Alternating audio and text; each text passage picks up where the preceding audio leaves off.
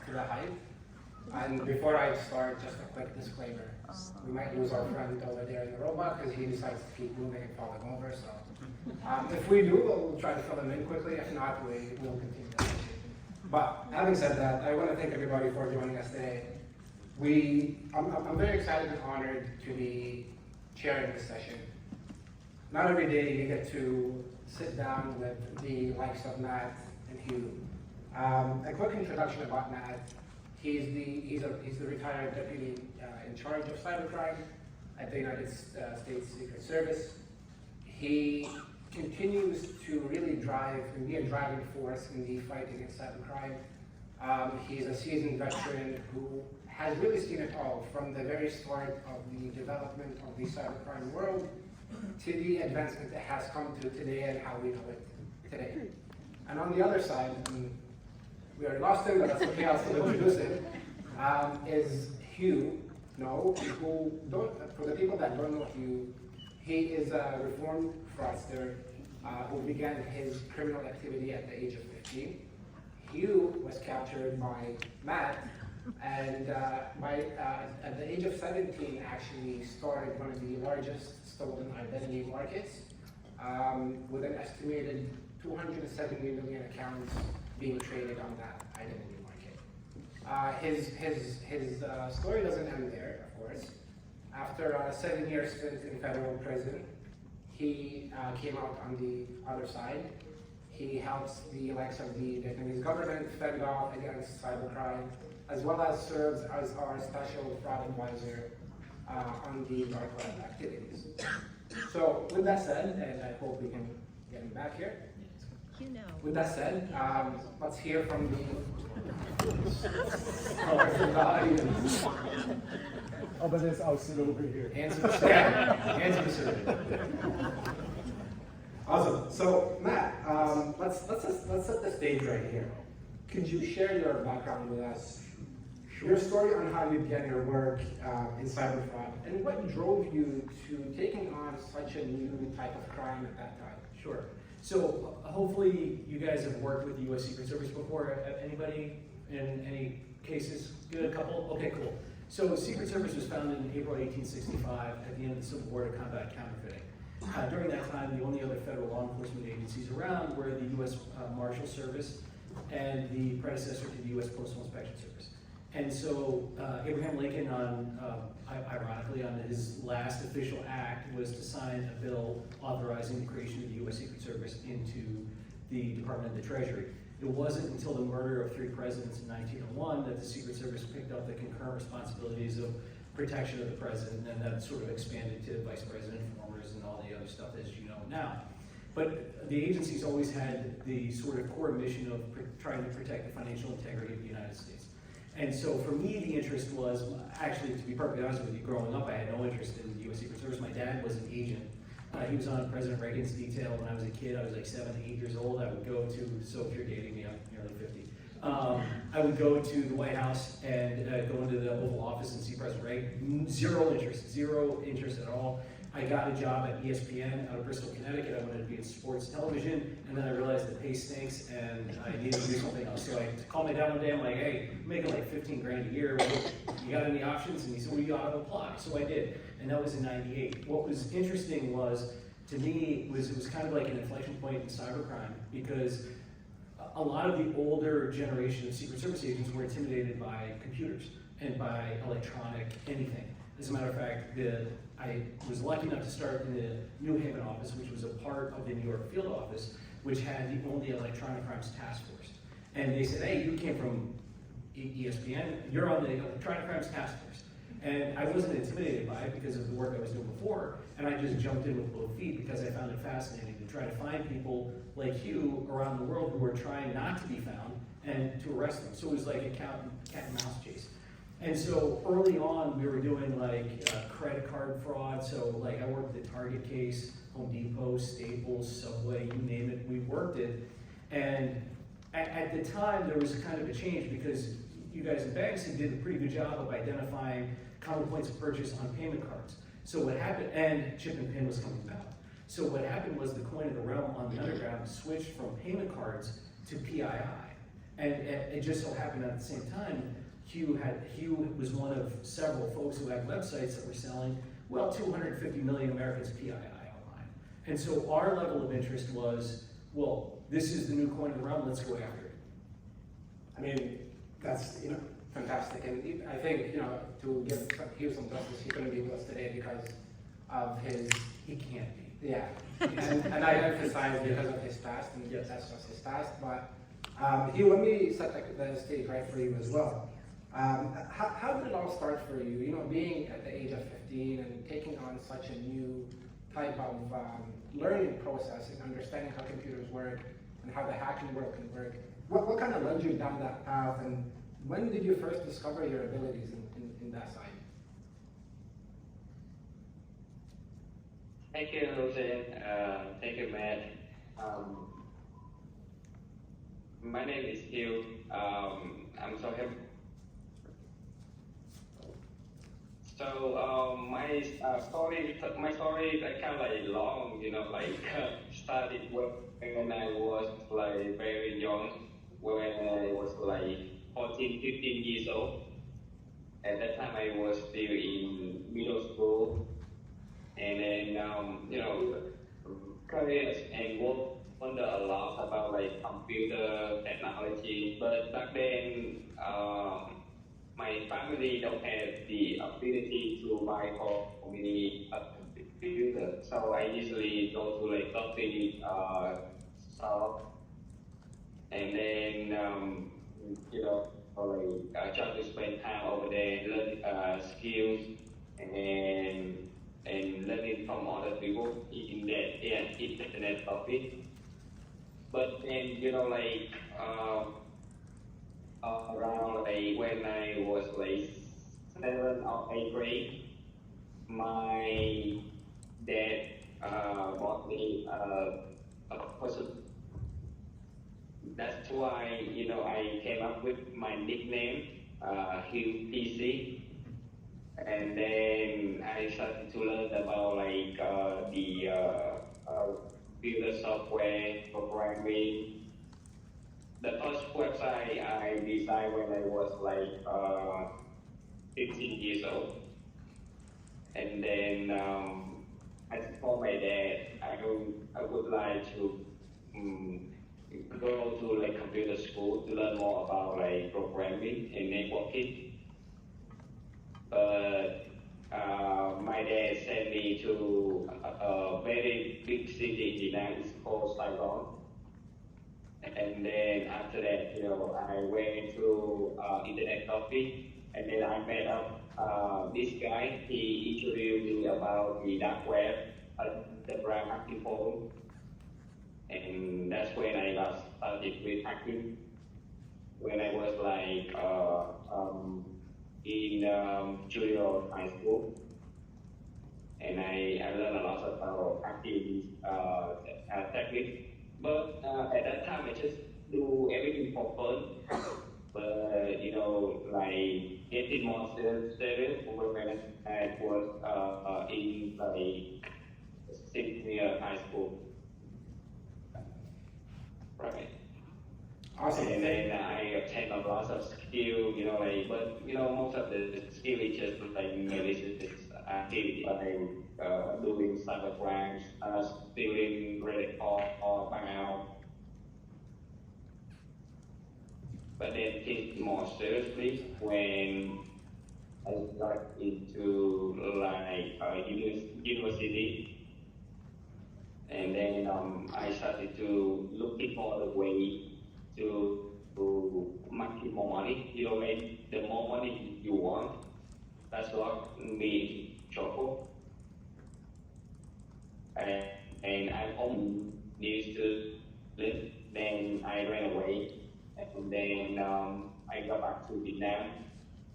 I told my mom and my dad, I'm not going to do that again. Same old same. 6 months later, I is US identity, and that's how Matt he got me. After like 3 years, I was running my dark web identity theft service to others. Right. Amazing. One thing I admire about Hugh is I can still see the passion in his eyes when he's talking about cybersecurity and advocating for cybersecurity. But Matt, let me pose this question to you. I know you've known Hugh for a long time, and every time I talk to him, he speaks very highly of you. But take us back to how first Hugh came on your radar and why. So most of the cases that federal law enforcement gets are referrals from banks or victims. This one was a little different. So there was I don't know if you guys follow Brian Krebs, KrebsOnSecurity.com. We went to high school together. And so he wrote an article on Hugh's website, and it was called How Much Is Your Identity Worth, or something like that. And so I looked at the website, and it was because we were working similar cases on the sale of payment cards. We thought, well, shoot, this is actually 10x worse than payment cards because the durability of PII. So with that very first sort of reading of the article, I opened up a case with the federal prosecutor out of New Hampshire that I'd been working a bunch of cyber cases for. But what's really difficult, or more difficult than working a payment card case in a case against stolen identities or PII, is, as many of you know, if somebody's selling 10 or more 15 credit cards, that's a federal violation, 18 U.S.C. 1029. There is not the same violation for selling a PII. I can sell 10 million social security numbers, it's not necessarily illegal. There's a whole bunch of reasons why, I won't go into that, but you can imagine there's a lot of people making a lot of money off of selling people's PII, data brokers and all that kind of stuff. So what you have to do is you have to show that the person that is selling it knows that the person that is buying it is intending to use it to commit fraud.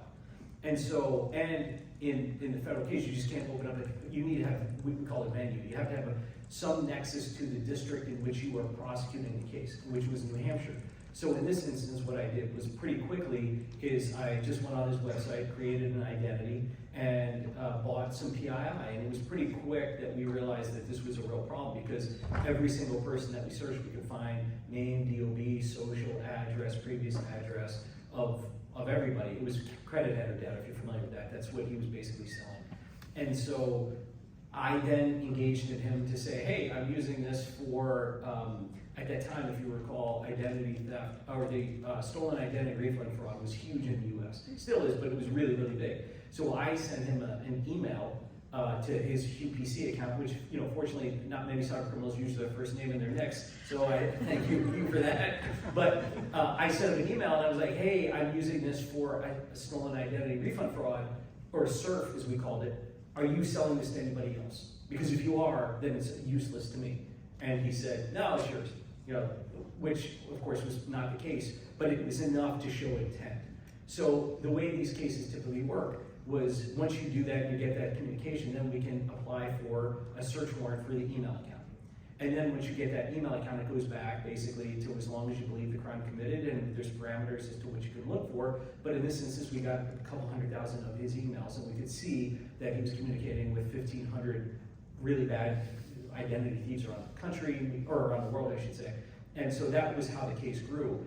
Interestingly enough, and I still tease Hugh about it, is after Krebs wrote the article, his site was called superget.info, he changed it to findget.me, which I thought was awfully ballsy for a cyber criminal, and I took it as a challenge. So that's kind of how we got the case started, and the reason why.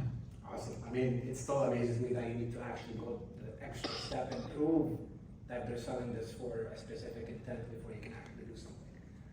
Hugh, on the other side, were you at any point aware that there was a full-blown investigation looking into you, and did it make you want to stop conducting your business, or how did you go about it? Yeah, you know, it's very interesting question though.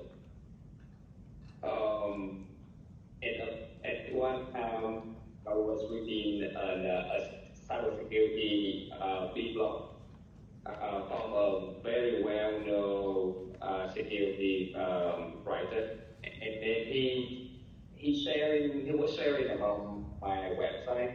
At that time, it was like superget.info. And then, you know, so sorry, man, then later on I keep changing my domain to like findget.me. it's kind of like, it's not really a challenge. But I feeling like technically at that time, law enforcement maybe they will watching me and maybe trying to identify who I was. So I was so scared, and then I changed my website, the design, the name, and then like, and because on the internet, right? When I leave the chase, I mean my identity or any email address that I leaked before on the dark web, it kind of like it kind of like link back to me. So I know either way, sooner or later they will find out about this. So I make up some story. I remember at that time,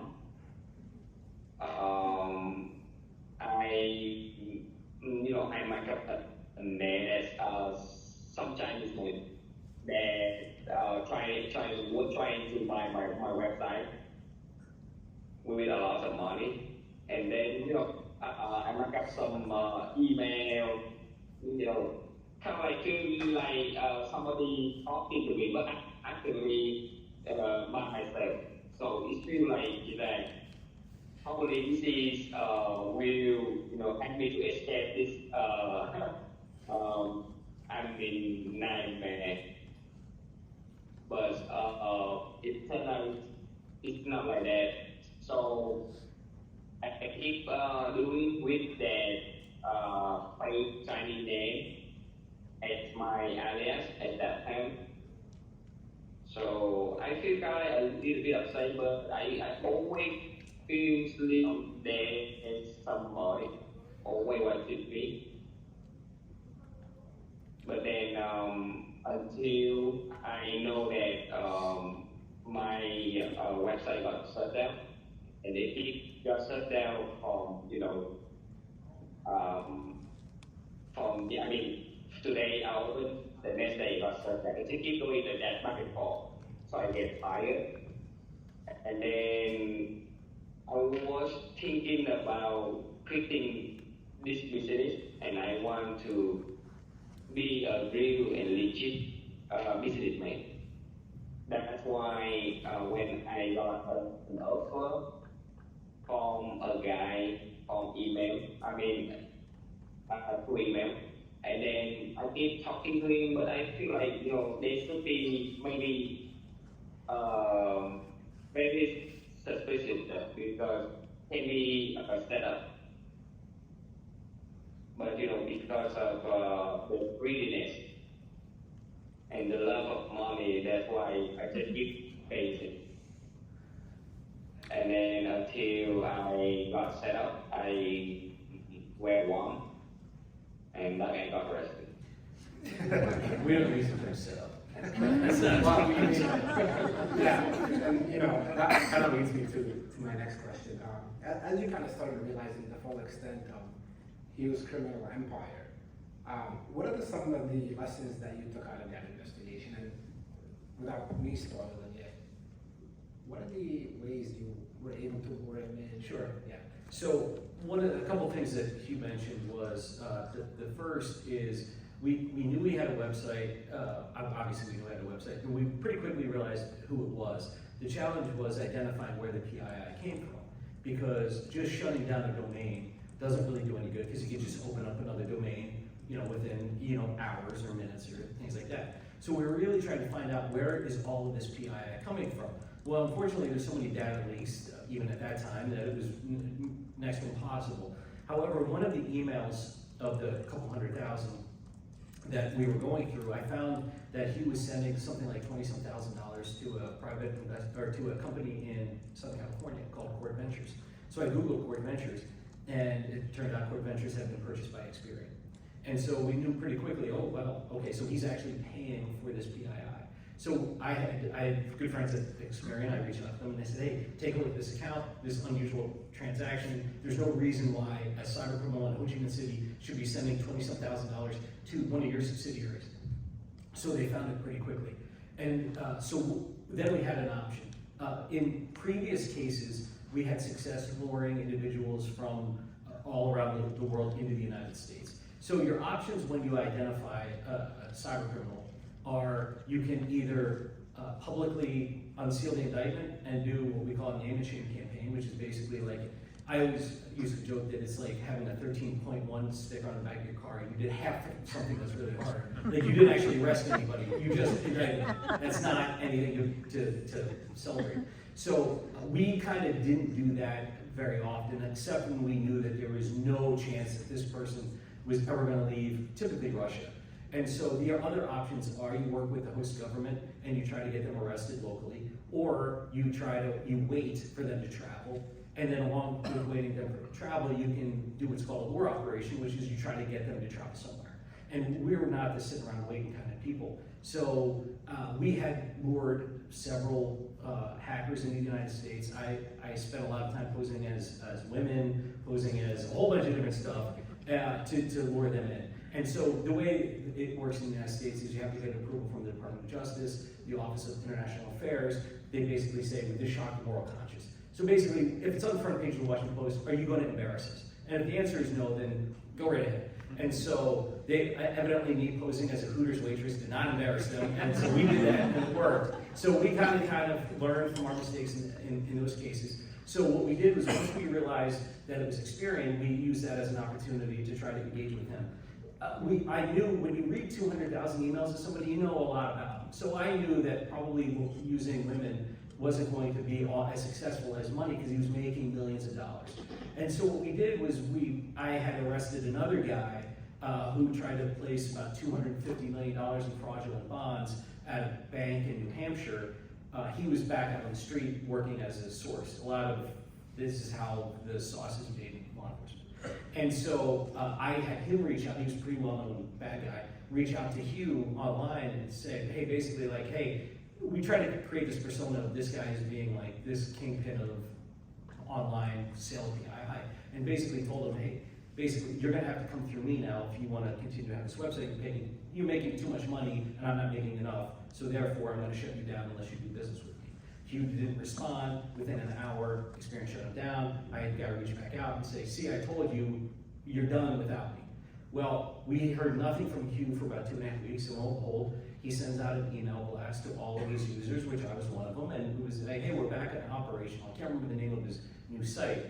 Well, we learned pretty quickly once we looked at the graphical interface that it was either going to be TLO or LexisNexis, just because if you're familiar with those two data sets, they're substantively similar. So we reached out to them, and it would turn out to be one of them, and we did the same sort of dance. And we said, essentially, we're shutting you down, come do business with me. And then he had spent time building, and he was social engineering his way into those organizations. So that takes a lot of time and energy. When you're out, you're out. And so that was what was the impetus to him to start engaging with my bad guy, whose name was Mark. And again, if you Googled Mark, you'd see him online, and you'd be like, that's a bad dude. And so we concocted a story to get Hugh to travel to Guam. And the story behind it was that Mark had somebody that would be able to get him discrete access to unlimited amounts of PII, but essentially you need to meet you in person, make sure you're not a cop. That was the story. You bought it. Thank you. But it took a while. I mean, it takes a lot of time and energy of sort of cultivating these relationships. It takes several months. And so what wound up happening eventually was Hugh came to Guam. And in that time, we superseded the indictment because once we were able to identify where the PII came from and that he was paying for it, we could go then back and identify how many people were being queried. And when it first started, there was about 35,000 queries a month. What that means is some bad guy somewhere would type in somebody's name and state and get the PII of everybody who lived in that state. Happened about 35,000 times. Towards the end, right before we identified where the source came from, it was about 190,000 a month. That's how many people were querying his data and doing a whole bunch of criminal things with it. Matt, so on that topic, and one thing that I heard from you is that the impact of the crime didn't stop there.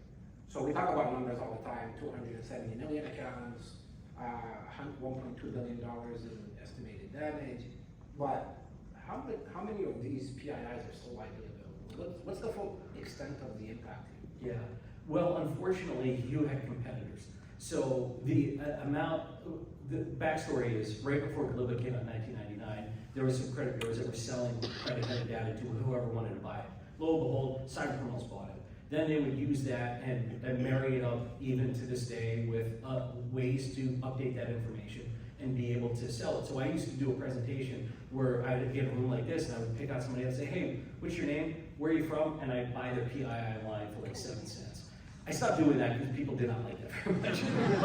but I was trying to drive home a point to say, if we're using PII as a means of authentication in any way, shape, or form, the system is broken. Because there are no less, and it's not on the spooky dark web on Tor. This is on the clear web. You can just go right on your Safari browser, create an account, throw a little Bitcoin into the account, and you can buy anybody's PII. And so it really is very difficult to identify losses based on the fact that there's so much PII available. I used to say it's like asking, where did that wave in the ocean come from? There's just so much that it's impossible to kind of nail down as to the origins of it. Hugh, over to you then. On the sophistication of trading these PIIs, credit card information, first name, last name, emails, date of birth, all that, what have you seen in terms of how these trades are currently happening within the dark web realm? And to what level of sophistication are the fraudsters deploying to trade this illicit information? Right. Thank you for the question. At the moment, and also in the past, right, changing and selling identity pair and also stolen data is quite very easy because they have underground phones when they go over there and they talking about any kind of stuff. Then also they can buy and sell anything with anonymous name. Along with that, cybercriminal, they constantly using cryptocurrencies. And back then I used a kind of virtual currencies for the liquidity reserve, and then use that to launder the money. And then when I receive that money through the virtual wallet, I will contact one of the money laundering guy on the underground marketplace, and then I sell it to him, and then he can either bring the cash to me in person, and also can launder money to bank account, stolen bank as well. But nowadays it's kind of more sophisticated because that have cryptocurrencies like Monero, Bitcoin, Ethereum, along with the popular of the online browser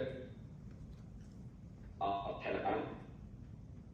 And to me, Telegram is kind of right now at the moment is either the dark web, because lots of cybercriminals worldwide, they be on Telegram to talk about cybercrime activities, and even selling knowledge and even technical things to be able to commit a crime without leaving any trace. And of course, just a few cybercriminals, either way, sooner or later, they will make a mistake like me, because just one mistake, that will get arrested. and I believe, nobody can be 100% anonymous. Yeah. Yeah. But the thing is on the dark web, right? Everybody, currently we never see each other in real life. We talk, we exchange, we selling, and we buying data. Sometimes, like the first thing usually we do is to like an admin of that other platform or an Apple service. The second time or the next time we do the same deal, we just go straight directly, sending the money, or you can like any kind of thing like cryptocurrency, and then after that the guy will send back the data immediately. But at the convenience right now with the app of Telegram, especially a Telegram bot, the cybercriminal actually deposit the money and they buy over there and they get the data immediately, right? Yeah, I mean, the purpose of that question is just to highlight the level of sophistication. If you were to start peeling away at it, the basis of how cyber criminals operate is really about how well they communicate with each other, right? Telegram and dark web, it's all facilitation between one individual and another, one who handles the payment, the other who handles purchasing the activity, and the trust that they have with each other. But I'm interested to get your opinion here, Matt. And you've witnessed the advancement in cybercrime firsthand. What have you seen? How have you seen it advance with the recent rise in AI and technology, and potentially how big of an impact does that play?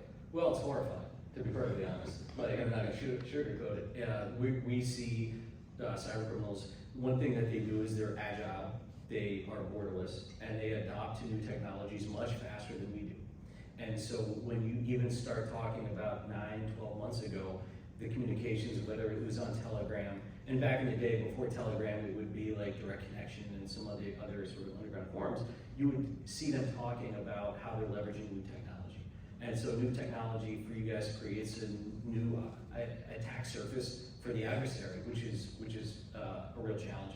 And so one of the things that you can see, obviously I'm no oracle, but looking at better phishing, looking at being able to do attacks at scale, leveraging the new technologies that are widely and freely available is really alarming. And I wrote it down because Warren Buffett even just said over the weekend, you guys probably saw it because it made news this morning, but he was talking about the use of AI, and he directly said, if I was interested in scamming, it's going to be the growth industry of all time. And he said, we let the genie out of the bottle with nuclear weapons, and it will do horrible things. AI is somewhat similar. We may wish we'd never seen that. And that's coming from Warren Buffett. So comparing it to nuclear weapons, it's not good. And so obviously, we see it when the cyber criminals that I just left 4 months ago, but I still talk to my friends on a daily basis of the kind of cases that are working.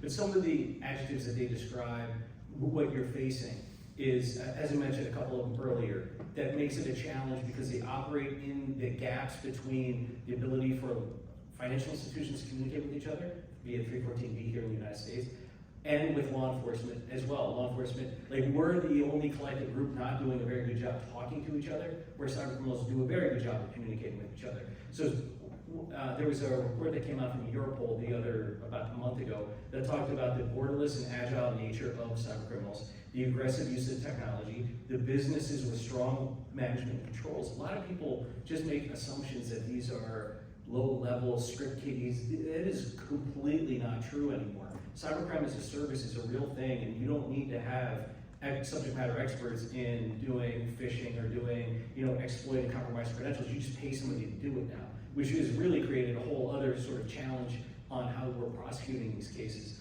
And one of the things that really struck me is they talk about how cyber criminals are destructive in achieving their aims. And just think about some of the losses as it relates to ransomware, or some of the other sort of activities in the United States when the Secret Service recovered $1.6 billion in pandemic-related fraud. And that was a very small portion of what was actually lost, because they were, again, exploiting gaps in the system that enabled them to flourish. And Oh, funny enough, that was the last thing I wrote. Very good at exploiting gaps in global regulatory and privacy regimes.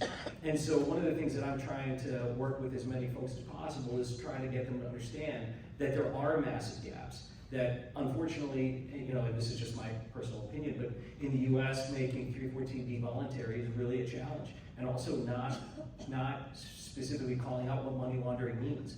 It creates an opportunity for criminals to exploit each and every financial institution. That's amazing, and I'll take this opportunity just to kind of promote here. We're actually having a session tomorrow at 1:15 at the Innovation Center focused around specific advancements in AI, like voice cloning, like check fraud. So if you're interested, please feel free to attend. And that goes along with sort of talking about what we used to talk about all the time. My wife retired as an FBI assistant director, and saying it takes a network to defeat a network is an old saying. It's going to take AI to defeat AI. I mean, that's kind of like the obvious. And if we continue to adopt I have a friend that is a senior leader at a Japanese financial institution, and he was joking about how slowly they are adopting change. He's like, we've been around since the samurai. Nothing happens fast here. And my response is, it's going to have to. Or you're not going to be around much long, because that is the level of, whether it's, I'm sure you guys are familiar with pig butchering or crypto investment scams out of Southeast Asia. That is a really good example of the challenges that we collectively face, because that is operating in parts of the world that have no fear of law enforcement, domestic U.S. law enforcement. They're protected by regimes that are incentivized to keep them to continue. It involves human trafficking. It involves billions and billions of dollars throughout the world going to this part of the world, and there's very limited opportunities for law enforcement to affect what we call disruption and dismantling. Yeah, absolutely. Hugh, I'll throw it over to you real quick. You continue to do your work with the Vietnamese government, fending off against the specific types of crimes that you might have seen in the past. I'm curious to know, what kind of challenges do you see currently in taking on these kind of initiatives with the government?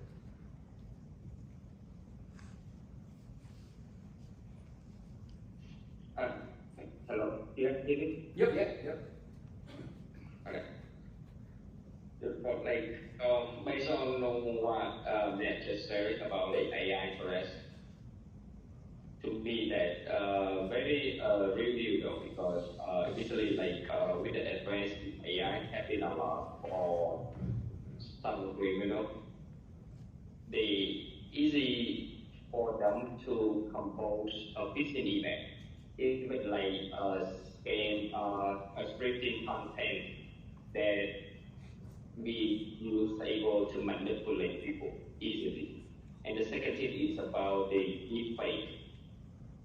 Along with that, with the deep voice, it can be easily impersonate anybody with one picture. And based on my research recently, from the end of last year till now, the growing of deepfake software being developed for cybercriminal. It's like tremendous, grow so fast. At least right now, 4 to 5 AI deepfake along with deep voice being selling as a cybercrime as a service. It means that along level cybercriminal, they still be able to use this tool. That's why we see so many scams and so many cyber attacks lately.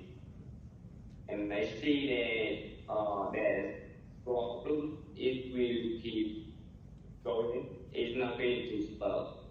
And that's some of the biggest challenges that we're facing right now. Because it's really harder for law enforcement to identify the cybercriminal who behind that cyber attack. Along right now, they're so smart, and they even smarter than before a lot. They know how to hide themselves better. But I hope one day they will get sleep. But it will take longer to identify a cybercriminal. then like 10 years, more than 10 years ago. That's how cyber criminals they adapt to new technology nowadays. Building on what he was saying about how cyber criminals are becoming a lot smarter and how we now understand that they're working with each other, what advice do you have for the private sector, financial institutions, and how can they better enhance their capabilities in fending off against these types of attacks and cyber criminals? Right. Well, it starts with using new technologies themselves to identify it at an earlier stage at post-confirmed fraud. Everything that at least I see, most of my friends who are at financial institutions are always worried about the post and not the pre or the suspected fraud. And so that is adopting new technologies to bring into their tech stack in order to find, quicker ways to identify fraud, especially as payments start to move fast. Right? I mean, it just becomes sort of the obvious. And then the other equally obvious thing is we need to do a much better job of adopting the methodology of sharing under the safe harbor provisions of 314B in the United States. Until we do that, then it's going to, the losses. I mean, back in 2017, I started the Secret Service's Global Investigative Operations Center. The Secret Service was bifurcated throughout the world in different field offices. We were not communicating effectively together. So when I was up in Boston, I did not know what the New York field offices was doing, let alone the LA office or whatever. So we centralized our ability to work these kind of cases, streamlined the communication, worked with partners, if you're familiar with the NCFTA and some other sort of private-public partnerships, in order to try to adopt and embrace as much information sharing as possible. But at that time in 2017, fraud losses, according to the IC3, was about $4 billion. And now it's at $12 billion. So I always remind everybody in law enforcement is we're losing bad. Collectively, we have to, in doing the same things but louder is not going to make a difference. Yeah, the old saying, it goes, right, if you've been doing what you've been doing, you'll keep getting what you've been getting. And if we keep doing what we've been doing, the losses, especially when you look at like last year, I suspect this year in 2024, business email compromises will then once again go above crypto investment scams because of the ability of fraudsters to leverage AI in order to have better phishing scheme, do a bunch more to try to defeat what private sector is using right now as their sort of means to authenticate transactions and things like that. Absolutely. And to your point, Matt, because I always think to myself, these numbers that we hear are only from reported fraud incidents. Now, what is the percentage of non-reported? We think it's about 10% at a minimum. It's probably even less. And how we kind of look at it is the IC3 website is a terrible website when it comes to being able to capture cryptocurrency because they didn't have methods. They didn't have like ways to put in transactions. They didn't transacting hashes, wallet addresses, things like that. Then the other challenge as well is you have people that feel like they've been defeated and will not actually do any reporting. And so what the nice thing about digital assets virtual currency is you can trace money to clustered wallets and identify, okay, well I have 10 victims, then we follow the money and then I'll get to a cluster of wallets where it's not just 50,000, it's 500,000, or do that times 10x. So the nice thing about, Hugh talked about virtual currency as making it difficult for law enforcement. It's true and it's not true in the same way. It's easier to identify losses and it's easier to follow the money. Eventually it hits a choke point at a custodial exchange, like a Coinbase, Binance, or whatever, or it goes through a third-party money laundering service and things like that. But you can aggregate and identify losses a lot faster than you could in the old traditional method of how fraudsters were using mule accounts through fiat currency and things like that. Yeah, absolutely. One thing I like that you touched on is the ability, or we need to have the ability to understand the extent of how the crime takes place and how many victims we have. And one thing that we've seen recently is harnessing the power of AI and graph database to understand the full extent of how far this crime can go down. Hugh, I'm interested to hear from your side. You continue to do a lot of work on the dark web currently. What is the full scale of the different marketplaces that you see, and how active are members on the dark web currently? There's a very interesting question. It's estimated that there currently at least 4 to 5 different very active dark web market selling credential and identity theft. And of course, there more than a dozen of active marketplace at any given time, depend on the size and the scope. But the majority of them, the level of activity on the marketplace can also vary widely. Some are very highly active with transactions involving illegal goods, service, and identity theft to stolen data and acquisitions.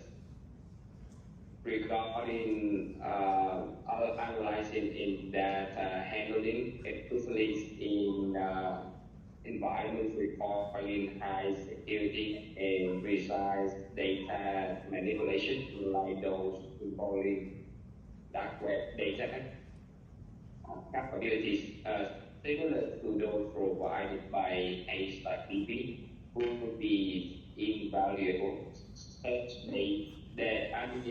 database capabilities can help in sorting, analyzing, and storing data sets very effectively, which is crucial for managing complex information streams skillfully and effectively. Yeah, no, that's an excellent point. And one thing I want to emphasize on what he was saying is we recently, a client of ours came up to us and wanted to understand what the exposure level of their credentials were on the dark web. And I have to say the findings blew my mind, because from a sample of 4 different marketplaces, we have identified about 105,000 different credentials being sold on a repeat every 3 weeks. So in 3 weeks, a new merge of credentials comes up for sale, and the extent of because we were expecting it to be maybe 10, 15,000 or 100,000 plus, in a 3 week span really kind of raises the alarm for us. Matt, one last question for you here is, I know you've talked about it, and one thing that you always advocate for is information sharing. If, for everybody in this room, what benefits could financial institutions have from information sharing? And I know you're currently working on a project, Operation Shamrock as well. Can you tell us a little bit more about that as well? Sure, very briefly, it's just a way for, the frustration from banks and from law enforcement is one, there's no feedback, so trying to create mechanisms where there's a feedback loop between law enforcement and financial institutions. And then the other is, it was always frustrating for both banks and law enforcement when you would find these mule accounts where they would just go right down the line, and we all know that mule accounts are the center of gravity that enables cybercrime to flourish, and then they would go from one bank to the next, to the next, to the next, and we always thought it's a disgrace that we can't stop it by the 3rd bank, right? Because in the sluggish time it takes for information sharing to even take place, and in the non technical or standard, there's some banks that still use 314B at bank.com, whatever it is, send me an email with your, we gotta do better. And and law enforcement has to do better. Well, again, as I said, we're the Chicago Cubs of cybercrime. We have to start winning. And so, anyway, but I know we're out. Anybody has any questions at all, I'm here until they kick me out. So. How many minutes do we have? None? Okay, well, we'll wrap it up. I want to thank you, Matt, again for joining us today. It's always a pleasure, and I always learn so much from you. I'm sorry to keep you up. I know it's 2:30 where you are. We have one right now. Go get some sleep. Appreciate your time, and thank you all for joining us as well. And we'll be